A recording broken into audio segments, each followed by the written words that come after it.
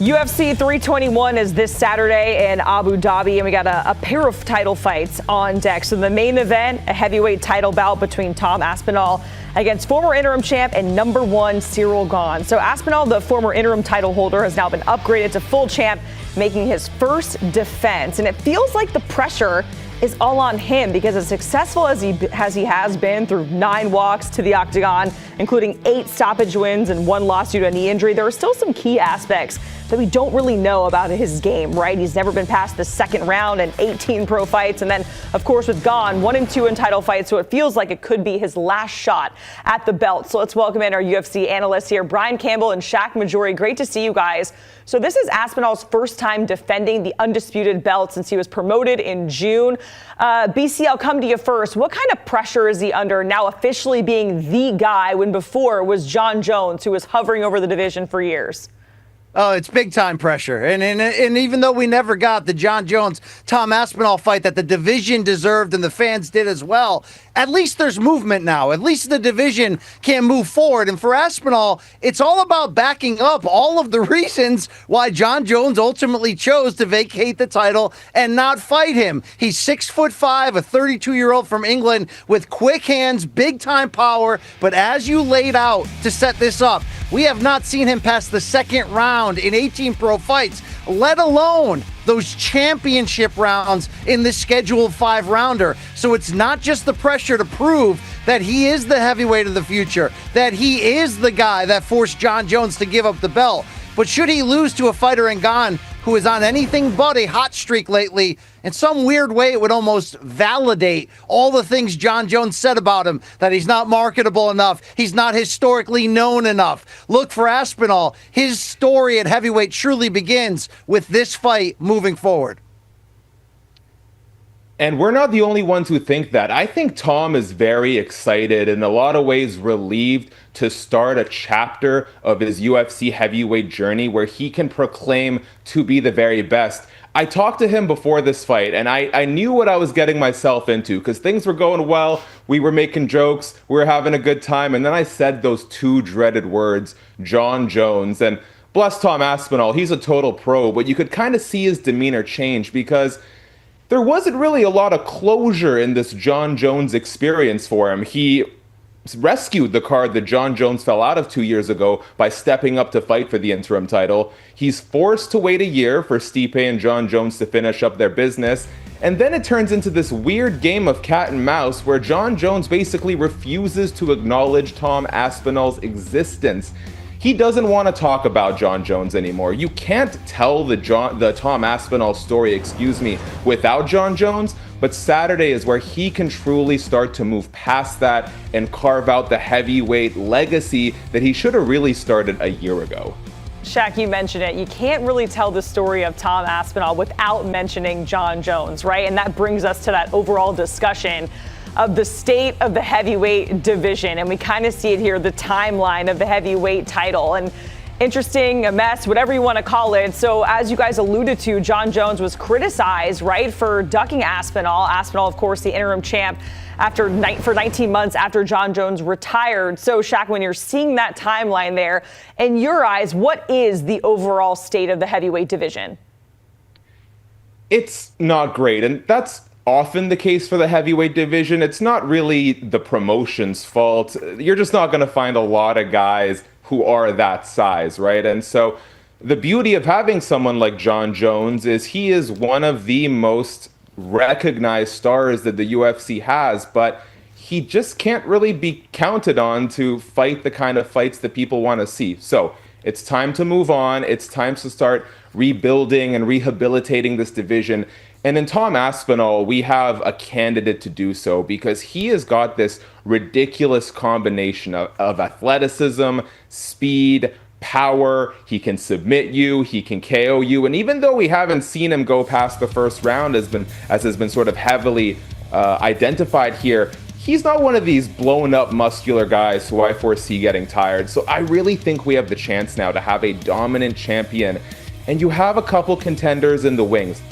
Alexander Volkov is ranked number 2. He'll be fighting Jailton Almeida on this card. I think the winner of that has a great case for challenging Tom Aspinall next. And maybe we don't have the sexiest contenders at heavyweight, but we have a champion who could really carve out a great legacy. He wants to get 3 fights in the next 12 months.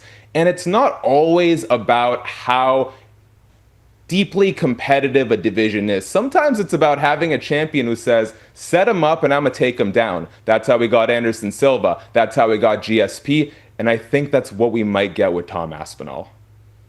And Shak, if there's a silver lining on this division, which, as you mentioned, has lacked depth ever since it was created, let's not forget one thing. Jon Jones may have given up that heavyweight title, but he came back from retirement 4 days later to announce he wants to fight on the White House card later this June. And also, the opponent he wants, how about light heavyweight champion Alex Pereira, who's expected to move up to heavyweight and look to become the first 3-division champion in UFC history. So there are some coming attractions there. We just got to get them together inside the cage.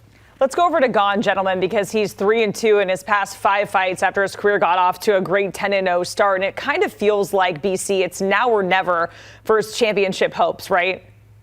It really does. I mean, this would be a 3rd straight title defeat in just a 3-year span for a fighter who has had one of the most unique rises that we've seen from a heavyweight. He grew up in France playing soccer and basketball. He got into Muay Thai. He didn't start training mixed martial arts until 2018. 1 year later, he's in the UFC, going on a 7-0 run that led him to an interim title when he knocked out Derek Lewis. But you see the recent setbacks, and it's not just the defeats in his last 5 fights. He's had some questionable wins, particularly that rematch with Alexander Volkov in December, where very few people thought he won. He broke his foot in the first round, and even though he knocked out Tai Tuivasa 2 years ago, he had to go through heck to do that and was hurt multiple times. This is a referendum on Ciryl Gane. Maybe he's getting this opportunity because of how shallow the division is. But one thing to remember about him, he didn't pick up this sport until he was already an adult. He's still improving as he goes along.